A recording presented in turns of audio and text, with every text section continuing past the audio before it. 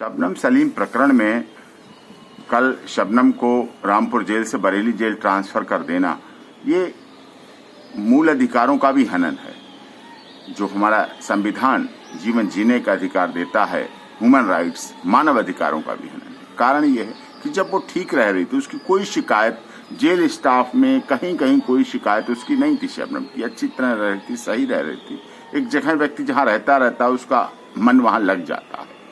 अब केवल इस आरोप पर कि उसके फोटो खींचे गए, जेल कर्मचारी द्वारा फोटो खींचा गया, वीडियो बनाई गई, ये तो सबको पता ही है कि फांसी सजा याफ्ता मुलजिम है। फांसी की फंदा उसके जीवन में हर समय, हर दिन, सुबह से शाम, रात दिन दिखता रहता है, लटकता रहता है, उसके सामने आता रहता है। और ऐसी परिस्थिति में यदि शबनम हंस लेती है, उसकी वीडियो बन जाती है, मुस्कुरा लेती, कुछ ऐसी परिस्थितियां आ जाती हैं, कुछ ऐसे अच्छे क्षण आ जाते हैं, अच्छे अनुभव आ जाते हैं, अच्छी बात आ जाती है, ऐसी चर्चा हो जाती है, लोग उसके सामने ऐसी अच्छी बात रख जाते हैं जिससे उसके चेहरे पे मुस्कुराहट आ जाती है, हंसी आ जाती है, और उसको जेल कर्मचारी फोटो खींच लेता है, वीडियो बना लेता है।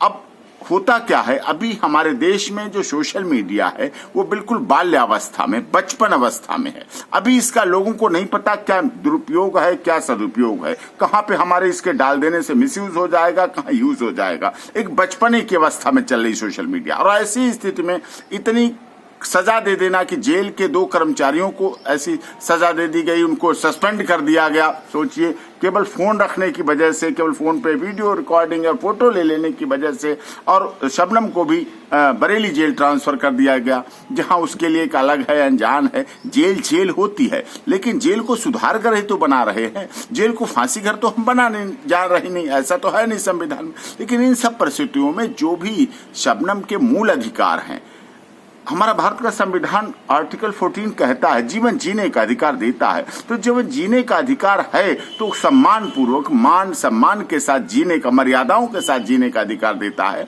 तो ऐसी स्थिति में शबनम के साथ भी क्यों कैसा किया गया, वहां से ट्रांसफर कर देना, बरेली जेल भेज देना, और उसको एकदम इस तरह से, ये भी तो फिजिकली फाइनेंशियली उसका मेंटली हैरेसमेंट हो जाता है।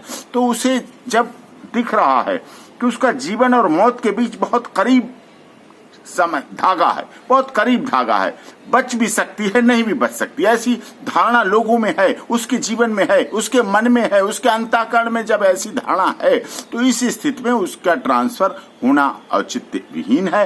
और साथ में जो जेल के 2 कर्मचारियों को सस्पेंड किया गया, इस बात की उन्हें सजा दी गई कि तुमने फोटो क्यों खींच लिया, ये उचित नहीं है, उनके लिए उचित नहीं, जेल प्रशासन के लिए उचित नहीं। जेल प्रशासन को अपने अधिकारियों, कर्मचारियों पर भरोसा रखना चाहिए। ये कोई इतना बड़ा विषय नहीं है, ये इतनी लंबी चौड़ी बात नहीं है, इतना बड़ा इसको संगीन लेने की बात नहीं थी जिस पर दिल्ली जेल एडमिनिस्ट्रेशन और सरकार ने ऐसा किया है। उनकी जो सस्पेंशन है वो खत्म होना चाहिए। अगर वहां सही रह रही थी, कोई शिकायत नहीं थी, कोई उसका क्रिमिनल इस तरह का अंदर नहीं था, तो उसको वहां जेल में रखने में कोई प्रॉब्लम नहीं थी। वहां उसकी आत्मीयता थी, वहां लोग अपने थे। और आप अंतिम क्षण की बात कर रहे हैं, उसके फांसी, एक तरफ तो बक्सर से फांसी का फंदा बनने की बात हो रही, एक तरफ जेल में उसकी मथुरा जेल में फांसी देने के लिए तैयारियां चलने की बात हो रही है, और एक तरफ उसके साथ ऐसा कर रहे हैं। कब, कितनी बार मारेंगे? अरे फांसी तो एक बार होती है, एक बार होती है, चला जाता है आदमी। आप रोज उसे फांसी देंगे, रोज उसे मौत के करीब ले जाएंगे, ये मानव अधिकारों का भी हनन है,